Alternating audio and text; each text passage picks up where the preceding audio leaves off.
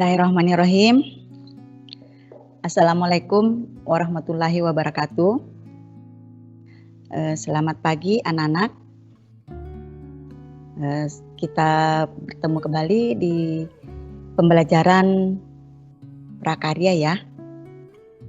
Setelah kita melalui mid semester, yaitu dan juga kalian sudah melihat hasil pembelajaran kalian, yaitu salah satu aspek dari prakarya ya adalah budidaya tanaman sayuran. Nah, sekarang untuk pertemuan ini, setelah kita melakukan mid semester atau penilaian tengah semester, kita masuk ke aspek yang kedua yang Ibu pilih adalah tentang pengolahan, yaitu pengolahan bahan pangan buah segar menjadi makanan dan minuman.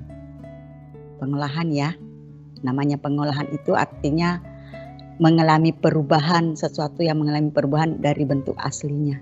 Itu yang secara umum pengertian dari pengolahan. Nah, kemudian bahan dasarnya adalah buah. Ya anak ya. Kalau kemarin kita belajar tentang sayuran. Sekarang kita belajar tentang buah-buahan lagi. Jadi Ibu suka memilih anak-anak pelajaran seperti ini karena apa ya? Supaya anak-anak itu bisa berpikir bahwa sayuran dan buah-buahan itu sangat bermanfaat, sangat untuk kesehatan itu sangat baik ya, untuk kesehatan tubuh sangat baik. Karena biasanya umur usia seperti kalian itu suka kurang begitu berminat mengkonsumsi namanya sayur, buah ya. Nah, jadi padahal itu adalah bahan pangan yang sangat bermanfaat untuk kesehatan. Baiklah anak-anak, sebelum kita masuk ke materi pembelajaran, tentu Ibu mengingatkan terlebih dahulu. Karena kita ini belajar seperti juga belajar dalam kelas, walaupun belajarnya dari rumah, tetap kalian mempersiapkan alat dan yang bisa kalian gunakan. Mungkin misalnya kalian yang punya HP 2 bisa difoto misalnya ya, kalau misalnya ada tampilan oleh Bapak Ibu guru, Ibu bisa kamu foto. Ada ambil pulpen, ada kertas, ya disiapkan semua alat yang bisa digunakan ya. Kemudian yaitu pertama, sekarang Ibu bagaimana kabarnya semuanya nih? Semoga kalian dalam keadaan sehat, seger ya, tetap semangat. Baik ya anak-anak, kita berdoa dulu ya sebelum materi kita memulai materinya. Berdoa dimulai. Bismillahirrahmanirrahim.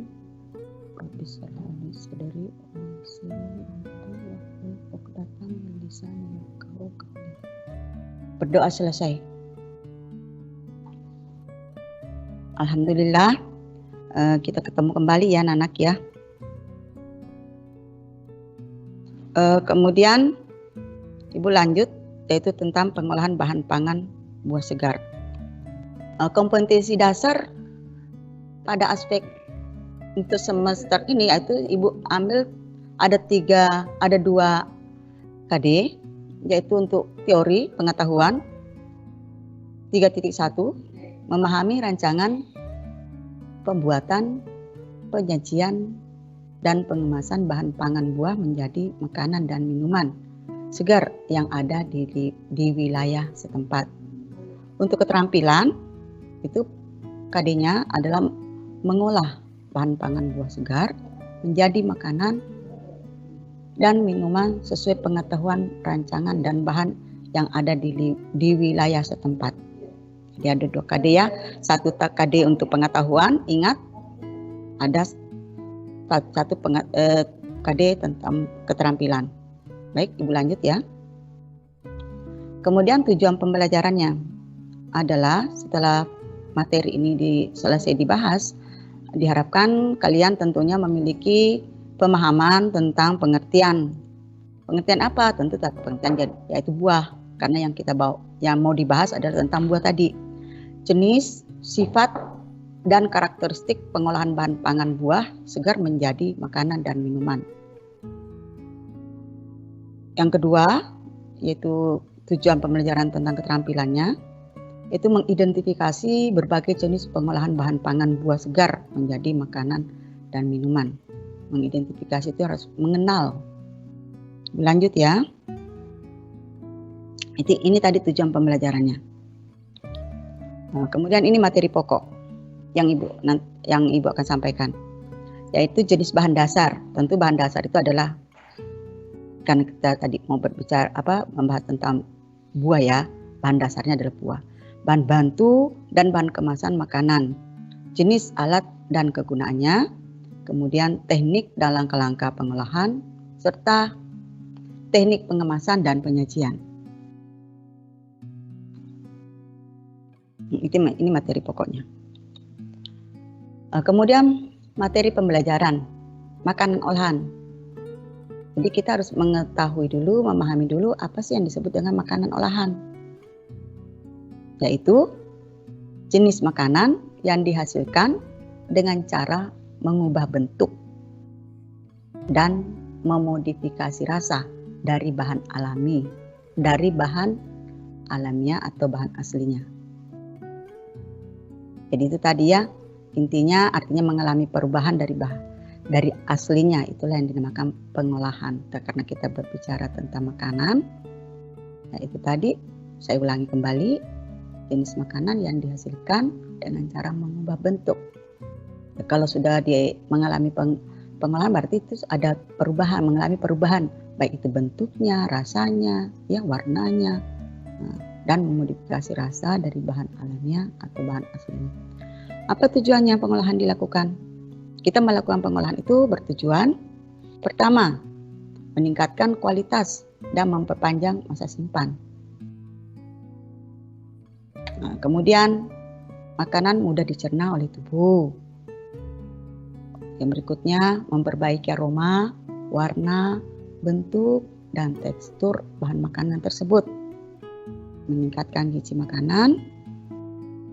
Di sini meningkatkan gizi makanan karena ada biasanya makanan itu setelah diolah baru gizinya bisa lebih baik lagi. Kemudian yang kelima, membebaskan makanan dari jasad-jasad renik dan bahan-bahan yang membahayakan kesehatan.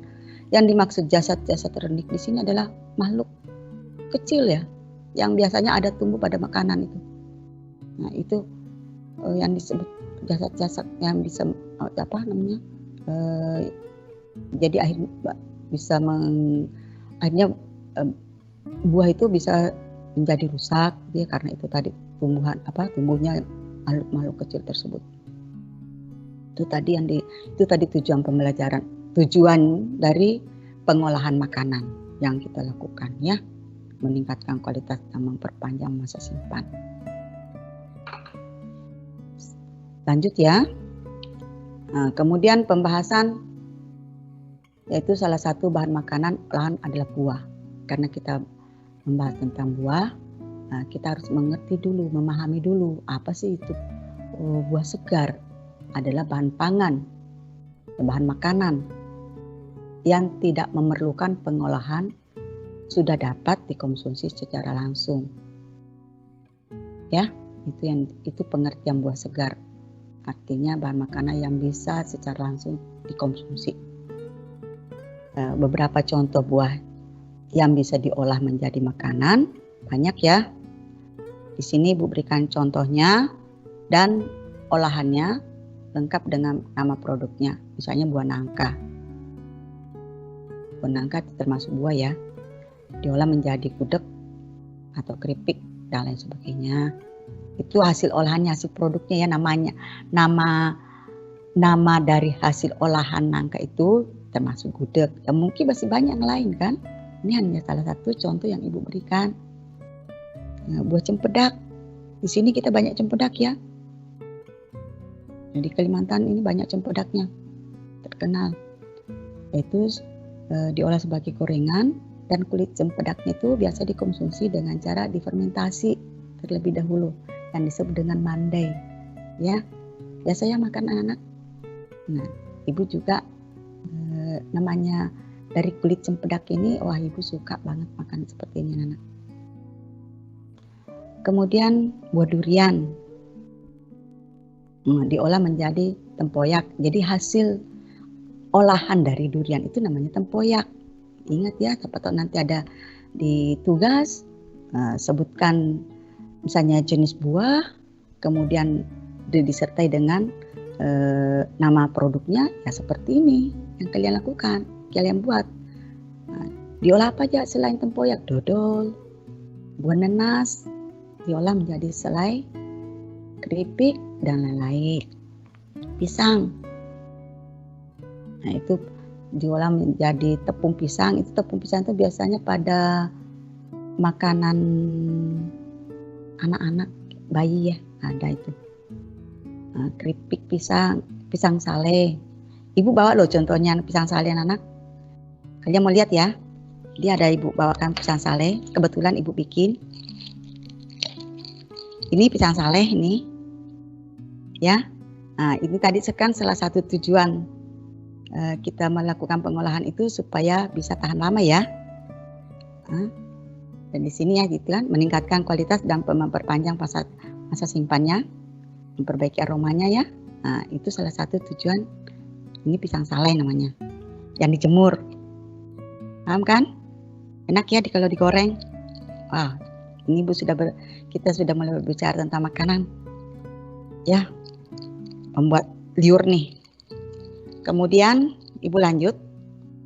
Ini tadi nama-nama buah dan contoh nama-nama buahan dan dengan nama produknya, hasil olahannya ya.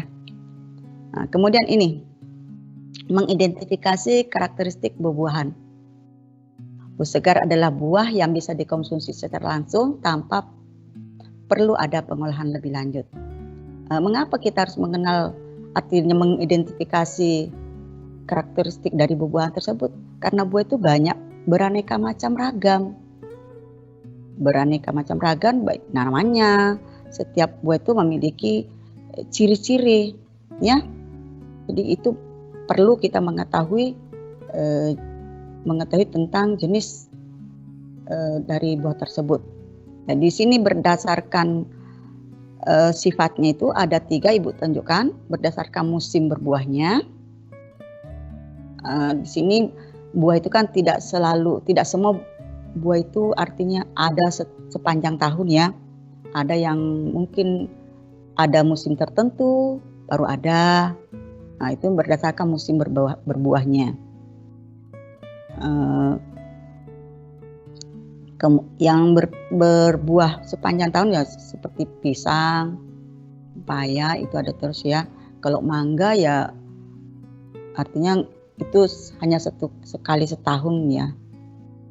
Kemudian berdasarkan iklim tempat tumbuhnya. Nah, iklim tempat tumbuhnya ini tidak semua buah-buahan itu bisa tumbuh di tempat daerah yang panas, tropis seperti di sini, yang hanya bisa tumbuh di sini ya seperti pisang ya, durian. Kalau semacam apel ya di tempat yang dingin. Kemudian berdasarkan proses pematangannya. Ada buah setelah dipetik baru bisa matang. Ada yang buah ditunggu matangnya, artinya ditunggu sampai tua di pohonnya baru bisa diambil. Nanti apa contohnya? Nah, nanti kalian lihat. Kira-kira apa ya anak-anak ya? Apa ya kira-kira? Dipetik buah tersebut itu bisa matang setelah dipetik. Artinya masih bisa pematangannya setelah dipetik bisa. Ada juga yang buah tidak bisa dipetik, hanya bisa matangnya di pohonnya. Itu ya, ada 3 tadi. Saya ulangi, berdasarkan musim berbuahnya, berdasarkan iklim tempat tumbuhnya, berdasarkan proses pematangannya. Lanjut, baik. Nah, nih berdasarkan musim berbuahnya. musim, yaitu buah musiman, yaitu buah yang akan muncul hanya ada di waktu musim tertentu. Mangga, ya. Nah, kalian bisa mengingat sekarang mangga ada sih, tapi tidak sebegitu banyak ya, tidak sama kalau musimnya. Duren juga begitu, rambutan, ya. Nah, kemudian ada buah yang sepanjang tahun, yaitu bisa sepanjang tahun bisa berbuah. Contohnya pepaya, tidak putus ya maksudnya ya. Nanas, pisang, markisa dan sebagainya. Nah, itu tadi ya, berdasarkan musim berbuahnya. Nanti kalian bisa cari sendiri, ya. Jadi ini hanya contoh-contoh saja. Jadi apa yang ada di sekitar kalian bisa mengamati, oh seperti ini yang dimaksudkan. Buah musiman, seperti ini buah sepanjang tahun. Ya, paham ya? Nah, Ibu lanjut. Berdasarkan iklim tempat tumbuhnya, itu buah tropis adalah buah yang hanya bisa muncul di daerah tropis yang bersuhu 25 derajat Celcius seperti pisang, pepaya. Ya di sini kan daerah kita kan panas ya. Jadi ya buah seperti inilah yang banyak di sini tumbuhnya. Kemudian daerah subtropis yang cocok tumbuh di daerah subtropis yaitu daerah dingin yang memiliki suhu 22 derajat Celcius seperti apel, stroberi, anggur dan sebagainya.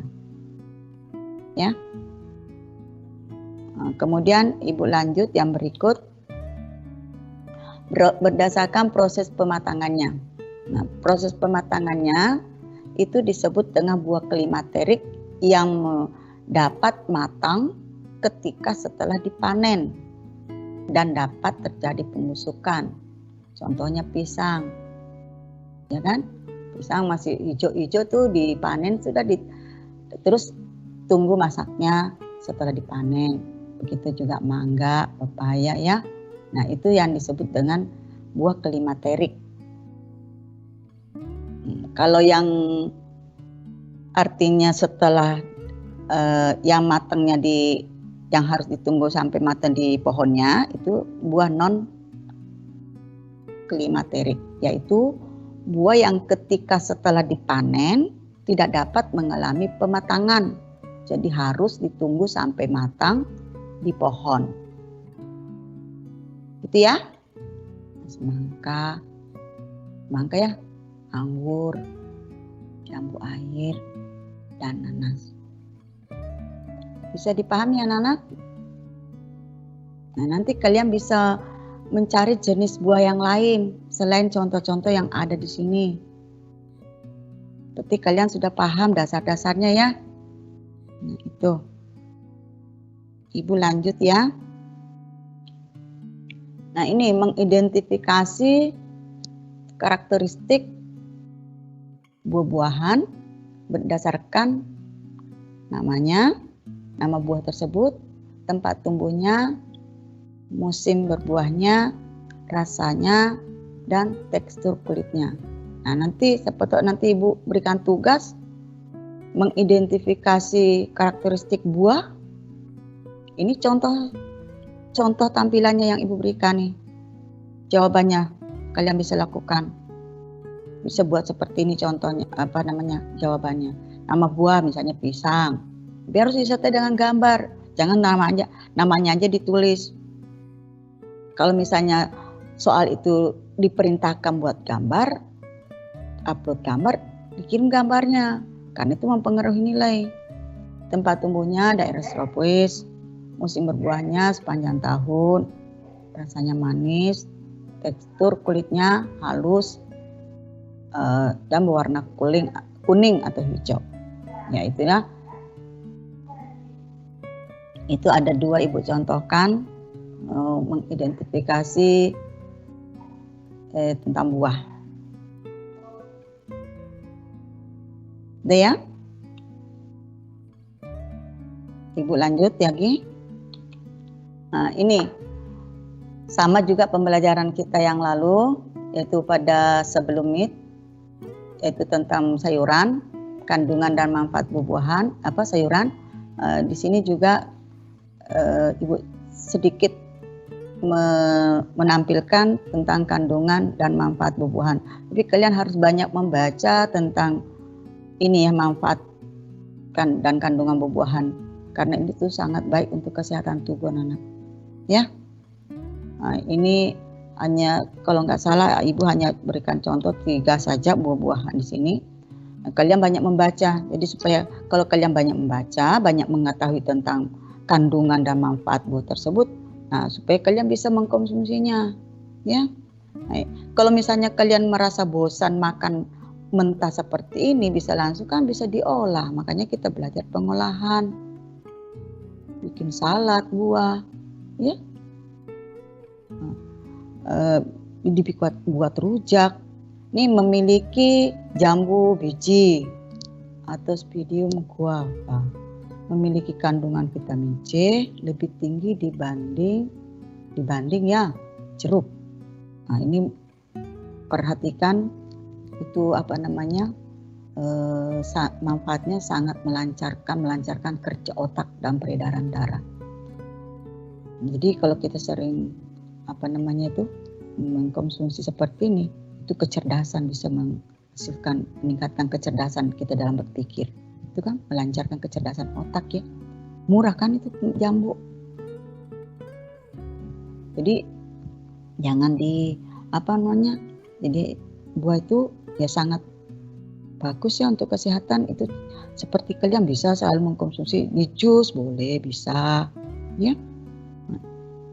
Mengandung antioksidan dan dapat menangkal radikal bebas, mengandung serat yang tinggi, sama dengan sayuran juga mengandung serat yang tinggi. Ini vitaminnya ya. Nah, pepaya itu manfaatnya bermanfaat untuk melancarkan pencernaan, mengandung kadar potasium, vitamin C dan vitamin A yang tinggi, sehingga baik untuk menjaga kondisi tubuh. Ini biasanya kalau kita pilek itu bisa juga ya menangkal ini. Lu pilek, kamu makan pepaya, ya, mengandung antioksidan tinggi. Itu manfaat kandungan dan manfaat dari buah. Ini ada 2 macam buah ya. Ini satu, ini ada apukat, ibu juga cantumkan, mengandung lemak. Nah, ini biasanya buah yang paling banyak lemaknya itu adalah apukat, anak-anak. Mengenyangkan.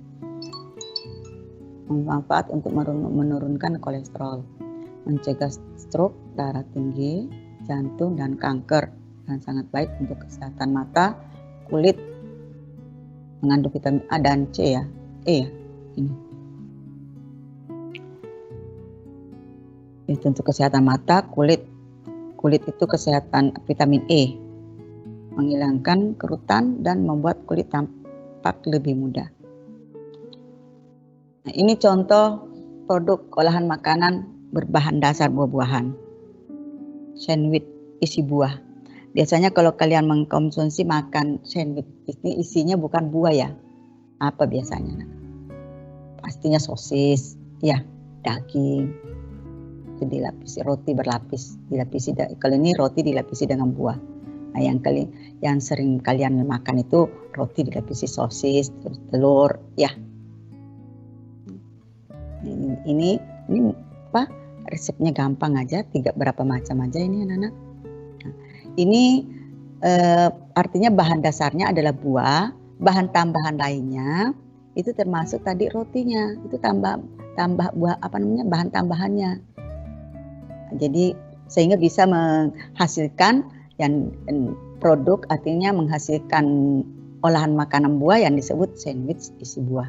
Ya, itu ada bahan tambahannya. Artinya selain dari buah yang sebagai bahan utamanya, nah, yang lain itu disebut bahan tambahan. Karena tadi di teori ada ibu menyampaikan tentang bahan dasar, bahan tambahan. Nah, ini contoh dari hasil olahan atau produk olahan dari makanan yang berbahan dasar buah-buahan. Nah, itu satu, itu coba lihat. Gampang aja kan, bisa dicoba anak-anak. Tergantung buah apa yang ada di sini. Kalau kan seperti di sini saya lihat menggunakan kiwi ya. Kiwi boleh, kalau misalnya kalian merasa kiwi itu mahal harganya, ada juga yang masem, iya betul. Cari aja buah yang artinya yang ada, yang kamu suka, yang ada di sekitar sini ya. Nah, dipadukan dengan roti kan, karbohidratnya tinggi roti ya, bisa mengenyangkan. Kemudian ini ada lagi produk olahan yang kedua, itu Ibu tampilkan di sini salad buah yakul ya. Nah ini ya bahannya. Nah, biasanya kalian anak-anak itu suka makan seperti ini, beli sendiri, bikin sendiri ya. Nah, tinggal cari pesan sama ibunya aja, bahan makanannya banyak, penuh di kulkas, bikin sendiri. Suka cemilan ya, nah, seperti ini. Ini tadi jadi salad ada dua Ibu tampilkan tentang mengenai hasil olahan buah, bahan yang berbahan dasar buah, bahan tambahan lainnya ya itu tadi, selain artinya dari bahan dasar tersebut yang digunakan. Ibu lanjut ya. Ini kita masuk ke penyajian dan kemasan. Penyajian atau kemasan merupakan tahap akhir dari proses pembuatan produk olahan pangan. Apa sih itu penyajian? Ya disuguhkan ya. Artinya suatu cara untuk menyuguhkan makanan.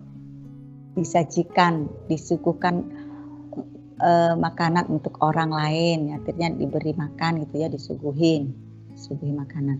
Kemasan makanan itu kegiatan penempatan produksi ke dalam wadah. Nah ini Ibu contohkan, ini ada Ibu bawa satu wadah, apa namanya? Kalian tahu ya? Ini biasanya dipakai untuk tempat tape ya. Dipakai tempat tape, kalau kita beli tape isinya biasanya digunakan untuk tempat tape ini. Ini termasuk kemasan juga, artinya tempat menempatkan produk ke dalam wadah. Hasil produk olahan yaitu tape, tempatkan di sini, ditaruh di sini. Nah, ini bahannya alami. Jadi kemasannya tradisional, bahannya alami ya. Bahan alami dari bambu ya. Ini ya. Nah, tapi ini bisa juga dibuat dari bahan buatan, dari plastik, dianyam kan. Ada juga namanya keranjang itu, yang renggang anyamannya itu. Ini apa sih namanya? Besek ya. Ini namanya besek. Jadi penyajian makanan adalah suatu cara untuk menyuguhkan makanan. Kemasan makanan adalah kegiatan penempatan produksi ke dalam wadah.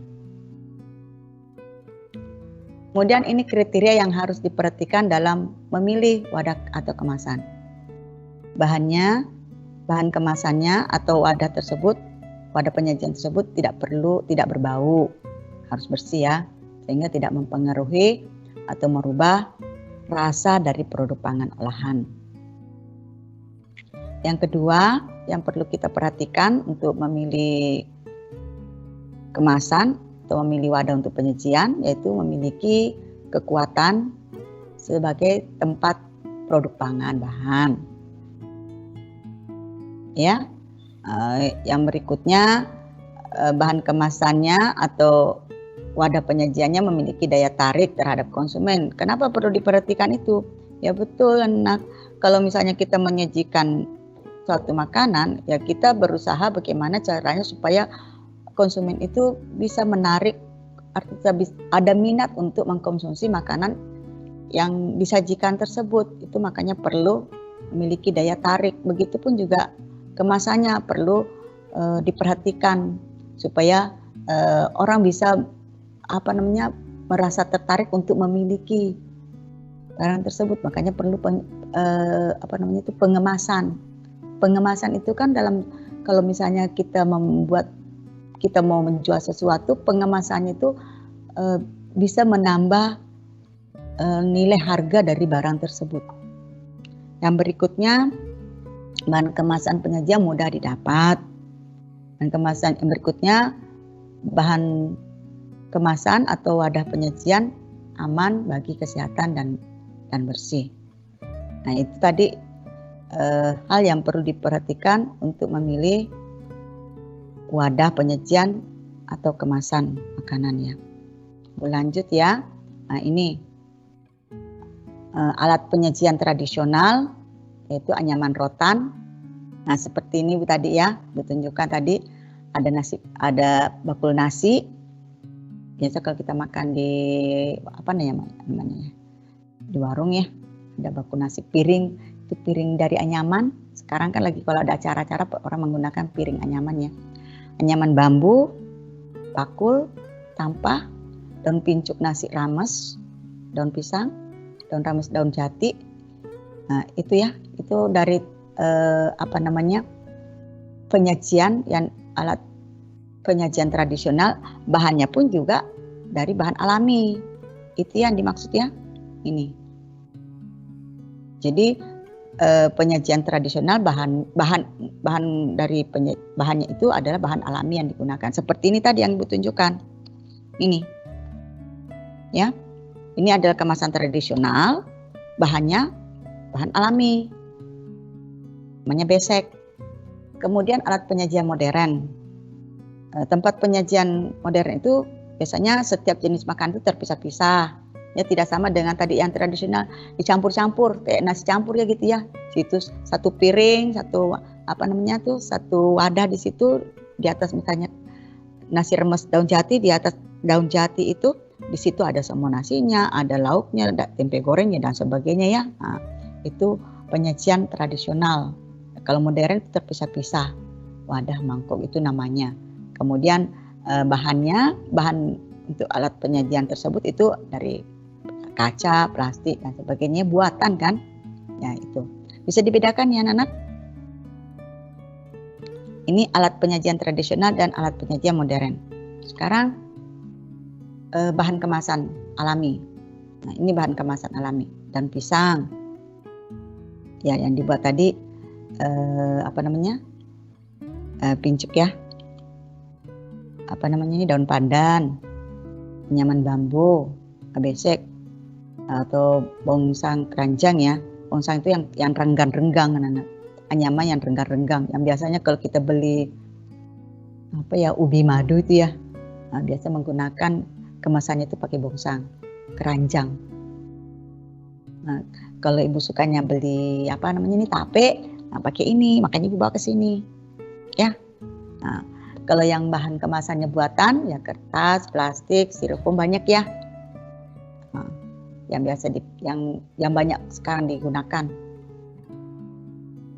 Ibu lanjut ya. Ini tentang tadi bahan kemasan. Sekarang, wah ini sudah masuk ke tugas ini. Itu tadi anak-anak materi Ibu tentang pengolahan buah-buahan ya, sampai ke kemasan yang Ibu berikan dulu ya. Mungkin nanti kalau misalnya setelah selesai ini Ibu akan kirim tugas lewat Google Classroom.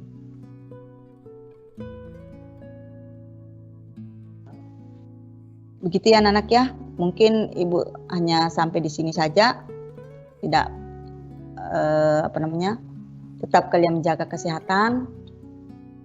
Tetap menjaga, jangan suka kumpul-kumpul ya. Kalau tidak perlu nggak usah keluar.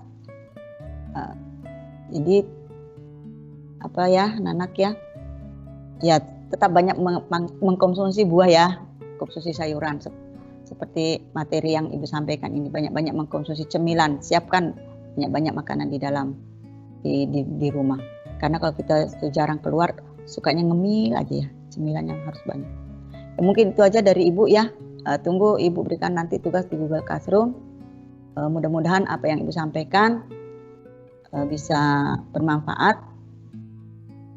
Dan kita ketemu di minggu yang akan datang. Ibu akhiri. Assalamualaikum warahmatullahi wabarakatuh.